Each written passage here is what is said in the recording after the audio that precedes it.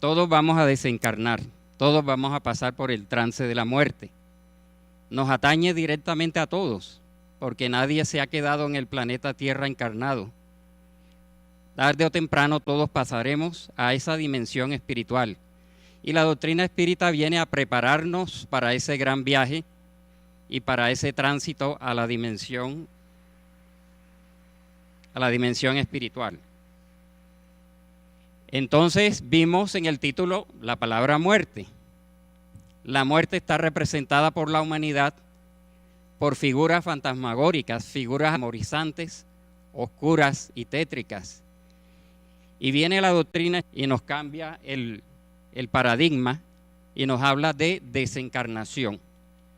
Cuando se nos habla de la muerte, ante todo en la cultura occidental, vemos el fin del ser, el adiós, la oscuridad, la tiniebla, para algunos la nada, la incógnita. Y se presenta la doctrina espírita hace 160 años y cambia el panorama totalmente. Desafortunadamente la humanidad el concepto de desencarnación. Es para nosotros un gran paso evolutivo. Se dice que estamos en periodo de transición hacia mundo de regeneración, pero la doctrina espírita nos invita a que vayamos trabajando ya en nosotros mismos nuestra propia regeneración para que cuando ese cambio se dé, estemos a tono con la naturaleza del planeta. Es decir, la regeneración la tenemos que ir trabajando cada uno de nosotros dentro de nosotros mismos en todos nuestros aspectos espirituales. Entonces vamos a abordar, a estudiar el libro de los espíritus o a recordarlo porque estamos seguros de que lo hemos estudiado una y otra vez y estamos haciendo un curso o recordando en este congreso. Tomamos del libro de los espíritus de Allan Kardec el tema de la turbación espiritual, la turbación espiritista o espírita, como aparece en algunas traducciones, libro segundo, capítulo tercero, entre los ítems 163 a 165. Y Kardec preguntó en el ítem 163, el alma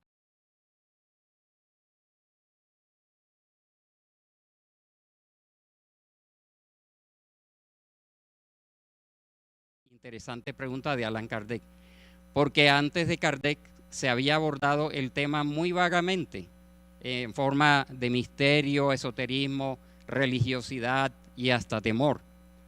Los espíritus le contestaron, conciencia inmediata no es la palabra, pues por algún tiempo está turbada. Allí conocimos por primera vez el concepto de turbación espiritual. ¿En qué consiste? En un desequilibrio mental, emocional y energético que todos vamos a sufrir cuando nuestra alma empiece a desprenderse del cuerpo material envejecido o accidentado o destruido. Es un desequilibrio para el cual tenemos que prepararnos desde ya. Miren cómo este tema atañe directamente a cada uno de los que estamos aquí, porque tarde o temprano vamos a experimentar no solamente el proceso de la desencarnación, sino la turbación relativa en unos más que otros. Entonces, Kardec preguntó, todos los espíritus experimentan con la misma intensidad y duración. Ahí hemos destacado intensidad y duración.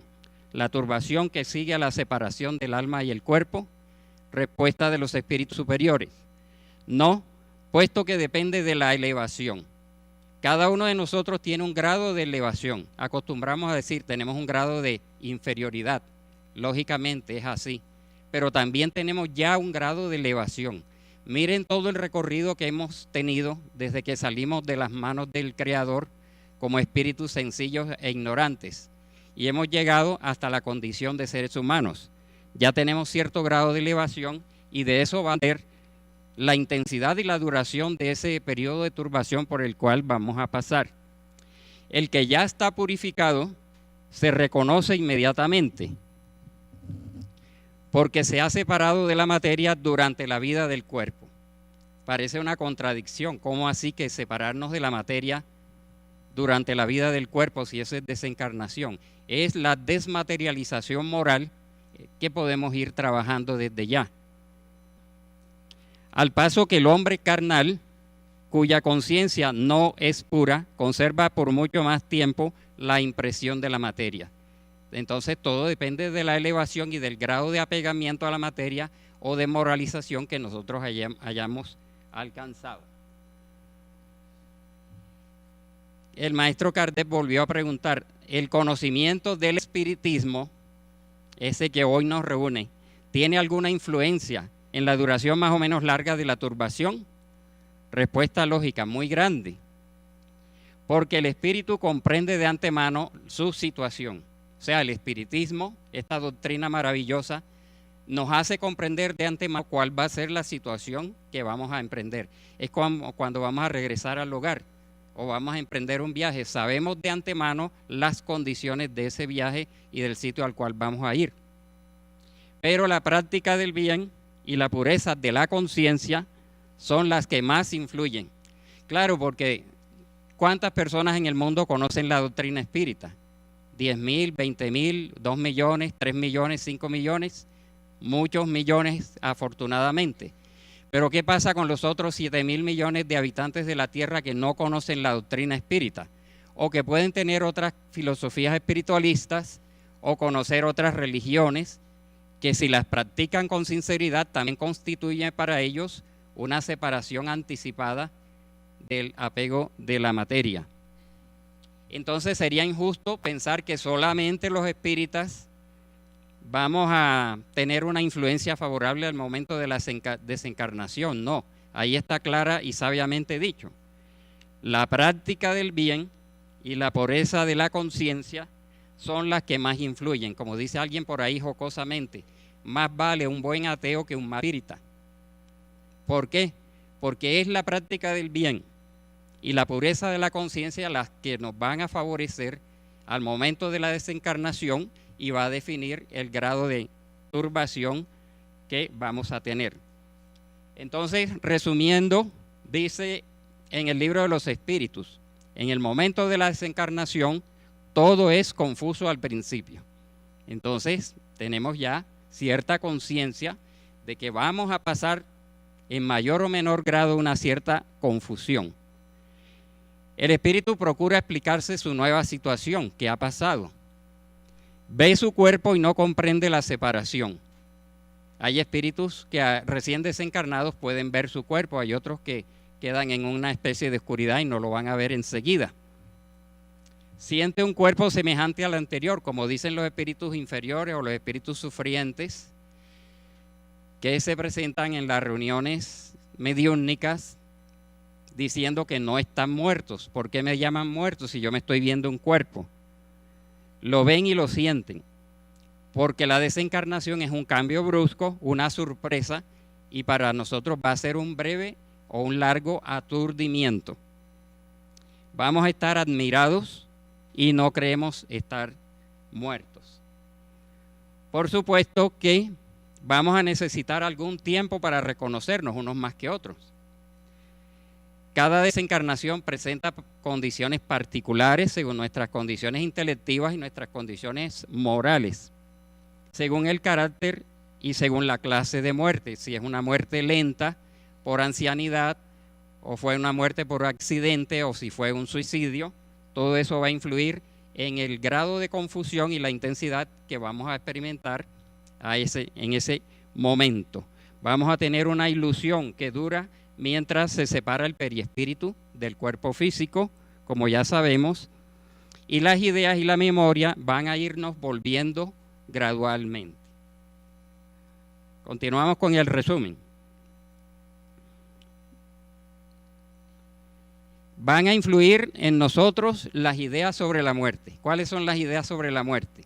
Los ateos esperan la nada y cuando desencarnan pasan al mundo espiritual anquilosados, como momificados, en estado de inconsciencia. Ese estado de inconsciencia les puede durar mucho tiempo, incluso meses y años, porque se autoconvencieron que al desencarnar iban a quedar en la nada, y por eso algunos prefieren suicidarse antes de enfrentar los problemas de la vida, y después de la vida está la nada, es mejor para ellos, equivocadamente, partir lo más rápido posible.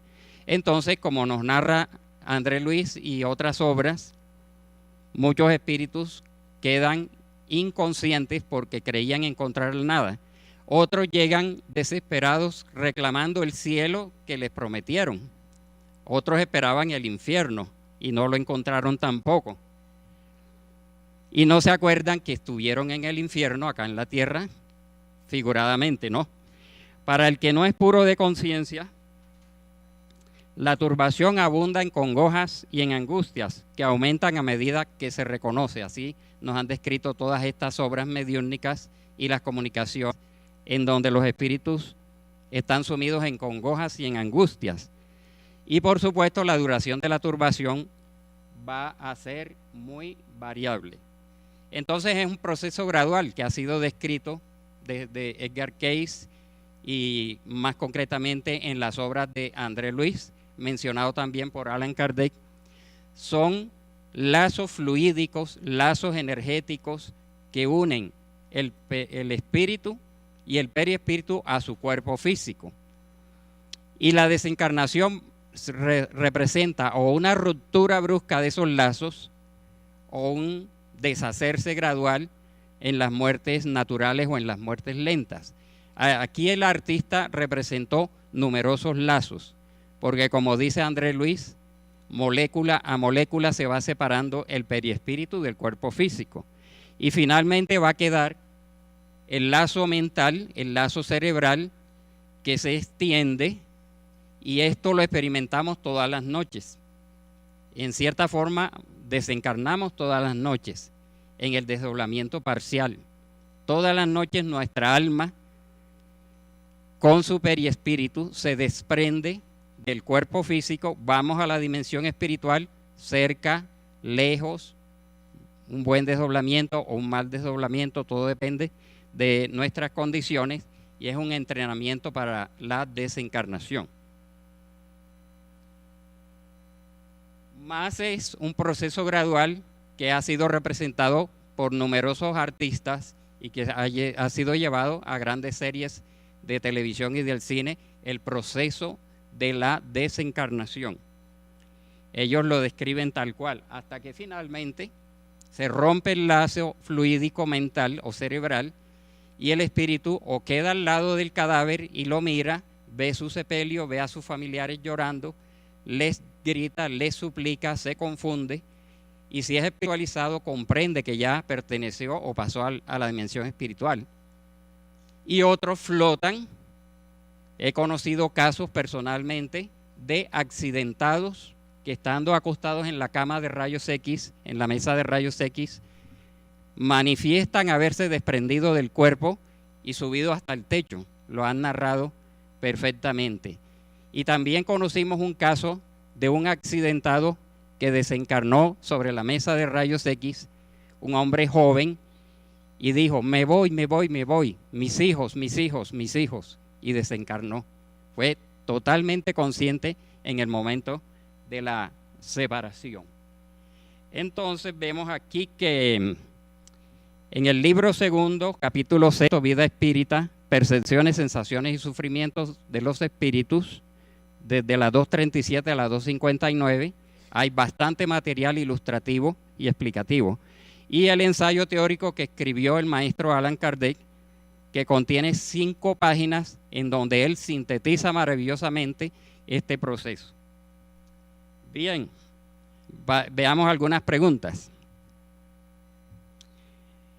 237. Vuelta al mundo de los espíritus, ¿conserva el alma las percepciones? Este es el punto central de la charla. Que tenía durante la encarnación, y le respondieron sí, y otras que no poseía, porque su cuerpo era como un velo que ocultaba las otras facultades. Es decir, sí conservamos las percepciones y vamos a recuperar otras que no poseíamos.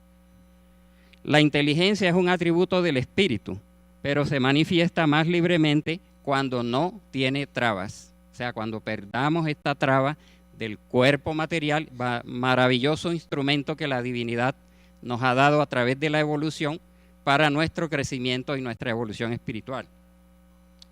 Entonces, las percepciones y conocimientos, preguntó Kardec, percepciones y conocimientos de los espíritus son indefinidas o, en una palabra, saben estos todas las cosas. Porque se creía, y aún personas creen, que cuando un espíritu desencarna y se le evoca, se le llama, cosa que ya no se practica dentro del movimiento espírita organizado, al espíritu se le puede preguntar todo porque se volvió sabio o genio. Hay espíritus hábiles que responden a todo.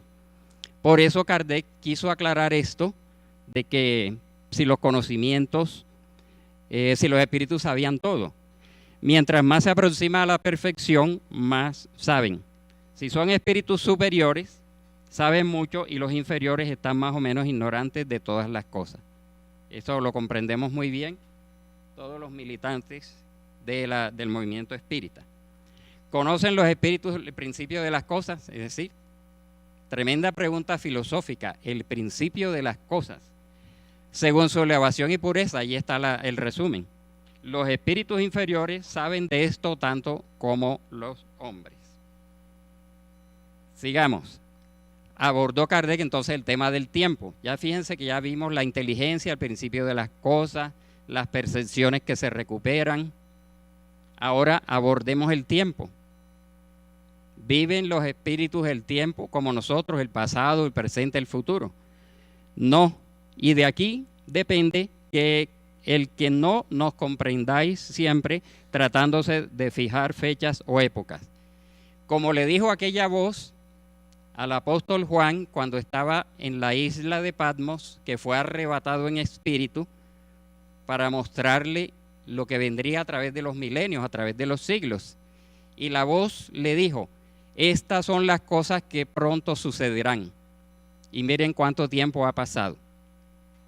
No hay una precisión lógica en esa frase. Y cuando muchos profetas a través de la historia anunciaron cosas, lo vieron como algo que sucedería pronto. Y no ha sucedido pronto, fue sucediendo gradualmente.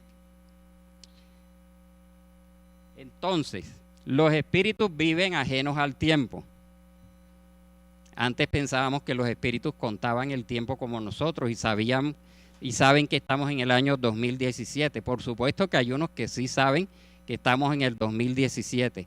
Otros no lo saben y a otros no les interesa. Entonces los espíritus viven ajenos al tiempo, tal como lo comprendemos nosotros. Para ellos desaparece la duración y los siglos que tan largos nos parecen a nosotros son a sus ojos más que instantes que se borran en la eternidad. Esta es la explicación de la obsesión. ¿Por qué hay espíritus vengativos y obsesivos que vienen a reclamar algo que se les hizo hace 2 o 3 siglos? Porque su odio y su deseo de venganza es tan intensos que fijan sus vibraciones, su mente, su conciencia en vengarse de esa persona que le hizo daño hace varios siglos y perdieron la noción del tiempo. No tienen relojes, no siguieron pendientes del tiempo, sino de vengarse, sumidos en ese odio. Por lo tanto, desde ese punto de vista inferior, los espíritus, estos inferiores, viven ajenos al tiempo. 241. Los espíritus tienen del presente una idea más o menos precisa y exacta que nosotros. Respuesta: más o menos.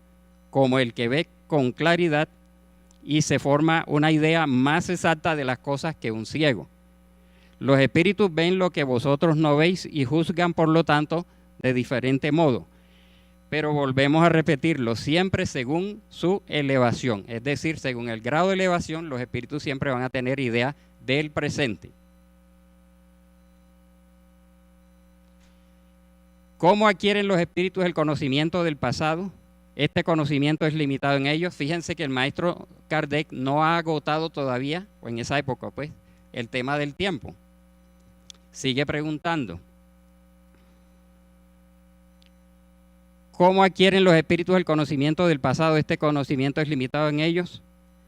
Respuesta: cuando de él nos ocupamos, el pasado se nos convierte en presente. Ahí está la obsesión. El obsesor sigue viendo que lo asesinaron, que le robaron, que le quemaron su casa, que lo perjudicaron. Siguen en un eterno presente. Como te sucede a ti cuando recuerdas lo que te ha llamado la atención en el curso de tu destierro terrestre, ¿no? Solo que como nosotros los espíritus no tenemos ya el velo de la materia que oscurece tu inteligencia, recordamos cosas que se han borrado de tu memoria. Entonces el pasado para los espíritus desencarnados es como un eterno presente. Normalmente decimos, Dios es atemporal, Dios vive fuera del tiempo. Y vamos a ver qué sucede con el espíritu a la luz de todas estas enseñanzas de los espíritus superiores y de las conclusiones que sacó el maestro Kardec. Bien.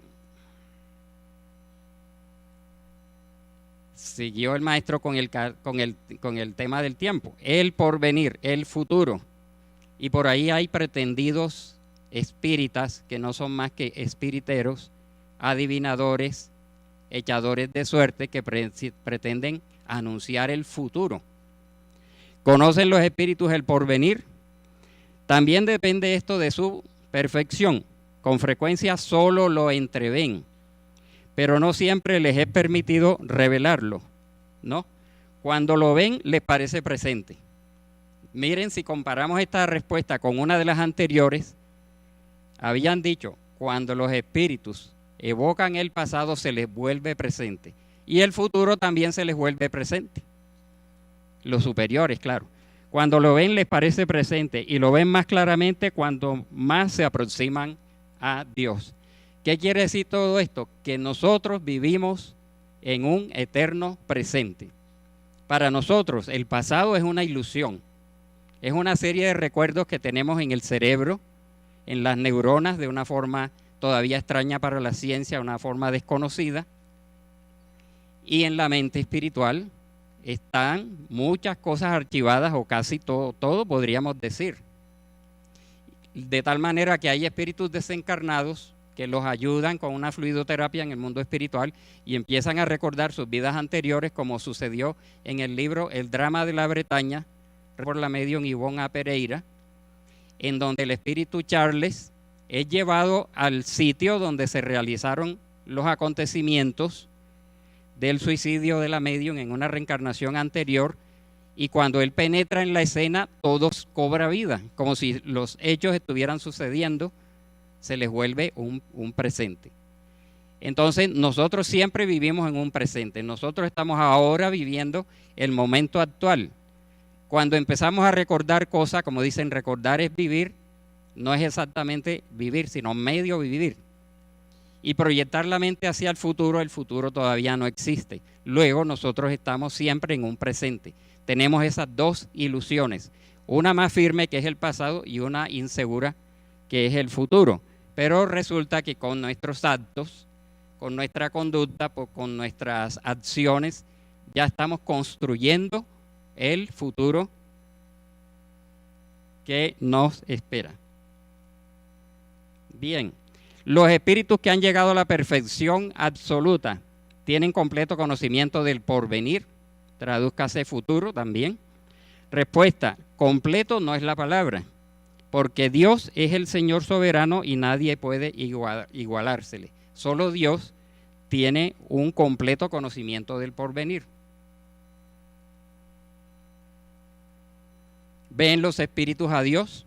Recordemos que los artistas de la Edad Media y los artistas del Renacimiento y otras doctrinas religiosas del pasado, de todas las civilizaciones, todas las religiones se formaron una idea de un Dios antropomorfo.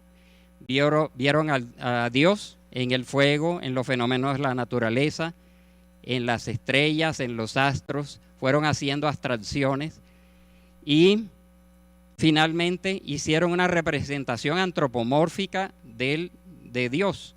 Le dieron figura humana y dentro de la religión cristiana o católica, ese anciano de barbas blancas fue concebido desde la Edad Media y tiempos más recientes. Y cosa particular, en el islamismo no permiten representación de Dios alguna, porque casi es un delito querer representar a Alá con una figura concreta. Solamente permiten la palabra Alá escrita en árabe, y con eso decoran todos los templos, ¿no? Pero el islamismo, cosa curiosa, ¿no?, que valdría la pena alguna vez leer el porqué, no tienen una representación material de Dios, y es un delito dentro de ese radicalismo. Pero respetamos todas las creencias y todas las religiones. Entonces se formó el concepto de que si te suicidas no ves a Dios, no vas a ver a Dios. Y el que no se suicida sí lo va a ver. Es el concepto popular. ¿Qué nos dice la doctrina espírita? Solo los espíritus superiores lo ven, pero este ven tiene su más y su menos, porque no es el concepto de ver visualmente a un ser como lo hacemos nosotros. Porque Dios es espíritu universal, es omnipresente, omnipotente, omnisciente, infinitamente justo, bueno, sabio y misericordioso. ¿Cómo lo vamos a ver? Solo los espíritus superiores lo ven y lo comprenden. Los inferiores lo sienten y lo adivinan. Sigamos entonces. Cuando un espíritu inferior dice que Dios le ha prohibido o le ha permitido, Dios no me lo prohíbe, Dios no me lo permite o Dios me permite alguna cosa, como sabe que procede de Dios, no ve a Dios, pero siente su soberanía.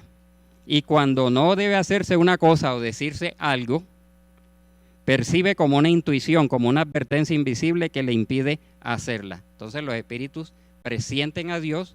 Mientras más evolucionados son, más lo van a sentir. Siendo más sutil que la vuestra, la esencia de los espíritus pueden percibir mejor las advertencias divinas.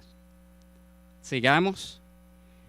El mandato le es directamente transmitido por Dios, como dijeron los profetas. Dios me ha ordenado.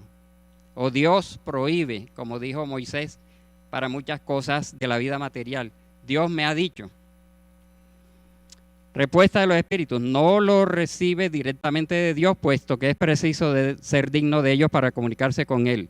Dios le transmite sus mandatos por espíritus más elevados en perfección e instrucción. ¿Quiénes son estos? Los espíritus puros.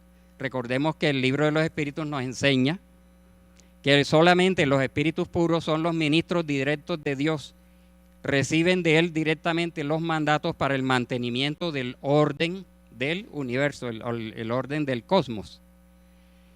Entonces, aunque algún profeta haya dicho que Dios le dijo o no le dijo, no lo recibió directamente, sino a través de espíritus más elevados que tienen esta misión y esta capacidad. Sigamos.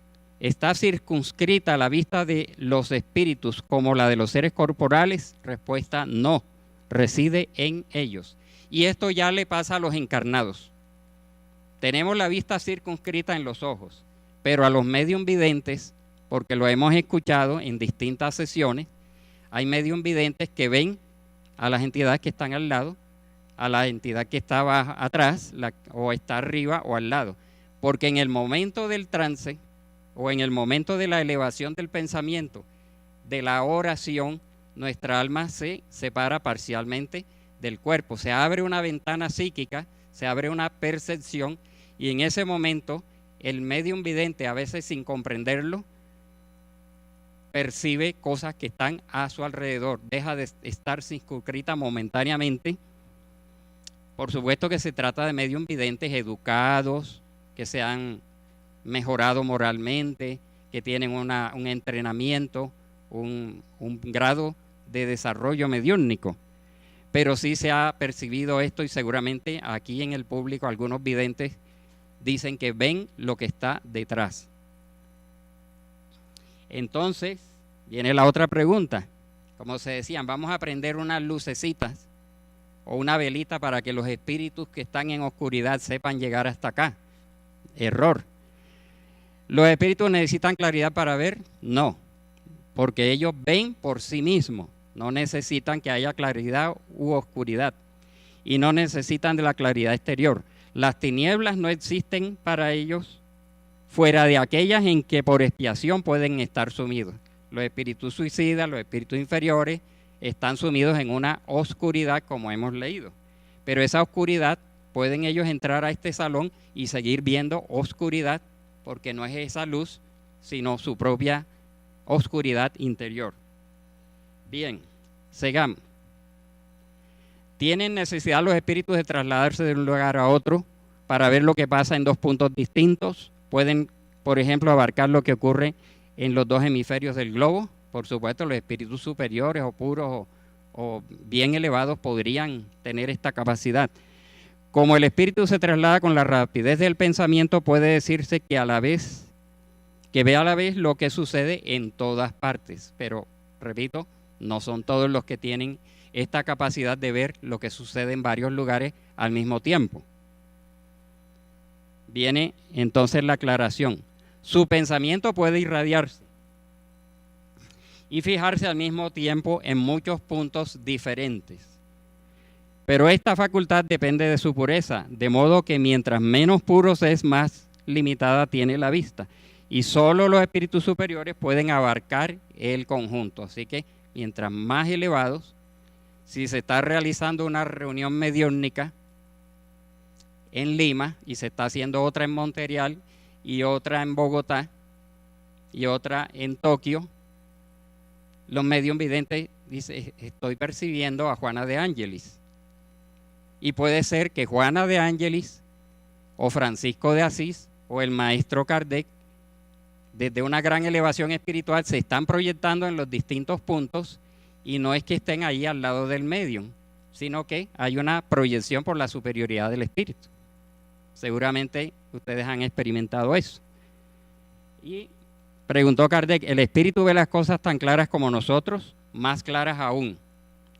Porque su vista penetra lo que no podéis vosotros penetrar, nada lo empaña. No vamos a demorarnos mucho en esto, vamos a ganar tiempo.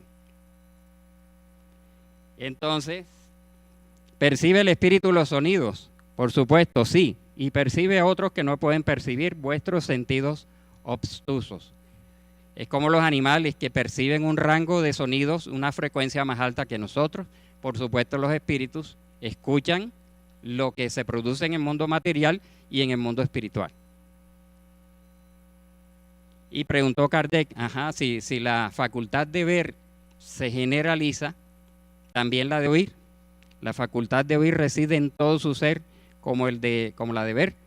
Todas las percepciones son atributos del espíritu y forman parte de su ser. Cuando se encuentra revestido del cuerpo material, solo por conducto de los órganos los percibe.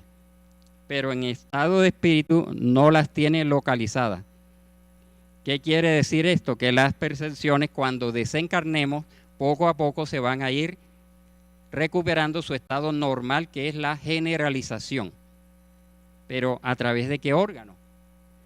Siendo las percepciones atributos del espíritu, ¿le es posible sustraerse a ellas? O sea, nosotros podemos taparnos los oídos y cerrar los ojos. Preguntó Kardec: y los desencarnados pueden sustraerse.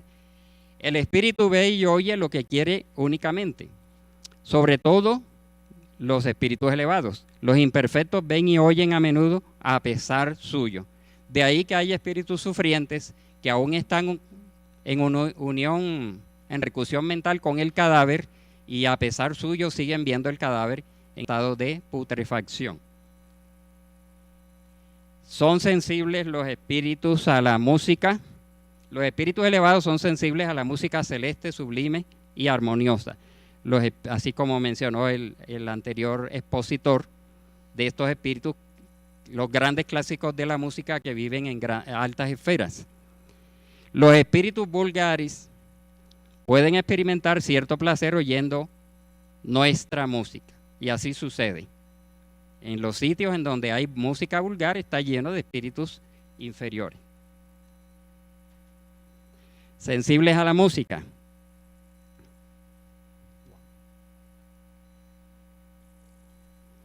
La música tiene para los espíritus infinitos encantos en razón de estar sus cualidades sensitivas más desarrolladas. Me refiero a la música celeste, que es cuanto la imaginación espiritual puede concebir de más bello y de más suave.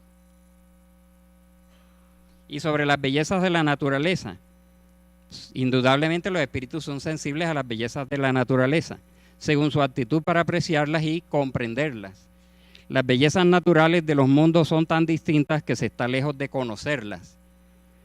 Para los espíritus elevados existen bellezas de conjunto ante las cuales se desvanecen las bellezas de los detalles. Experimentan los espíritus nuestras necesidades y sufrimientos físicos, los conocen porque los han experimentado. Es decir, nos hemos pasado toda la encarnación experimentando necesidades y sufrimientos, pero no lo sienten materialmente como nosotros, pues son espíritus. Aquí seguiremos hasta donde el tiempo alcance porque falta. ¿Sienten los espíritus cansancio y necesitan de descanso? Hay algunos que dicen que sí, estoy cansado de tanto caminar. No pueden sentir cansancio tal como lo entendéis vosotros y por lo tanto no tienen necesidad de nuestro descanso corporal, puesto que no tienen órganos cuyas fuerzas han de ser recuperadas, pero el espíritu descansa en cuanto no está en constante actividad. Sin embargo, en nuestras sesiones de espíritus necesitados y sufrientes hay unos que dicen que están cansados. Y André Luis en sus obras da a entender que hay espíritus que sí requieren hasta de dormir o descansar temporalmente porque están muy materializados. Su acción es completamente intelectual, su reposo es totalmente moral. En ciertos momentos su pensamiento cesa de estar tan activo y no se fija en objetos determinados. La especie de cansancio que pueden sentir los espíritus está en proporción de su inferioridad. Cuando un espíritu dice que sufre, ¿qué clase de sufrimiento experimenta? Angustias morales que le atormentan más dolorosamente que los sufrimientos físicos. Es decir, que los sufrimientos de los espíritus son de tipo moral, como ya sabemos. Adelantemos. ¿De dónde proviene, pues, que algunos espíritus se hayan quejado de sentir frío o calor? Del recuerdo de lo que habían sufrido durante la vida, tan penoso a veces como la realidad. A menudo es una comparación. Sí, siento frío, siento calor, es una comparación, por medio de la cual, a falta de otra más exacta, expresan su situación.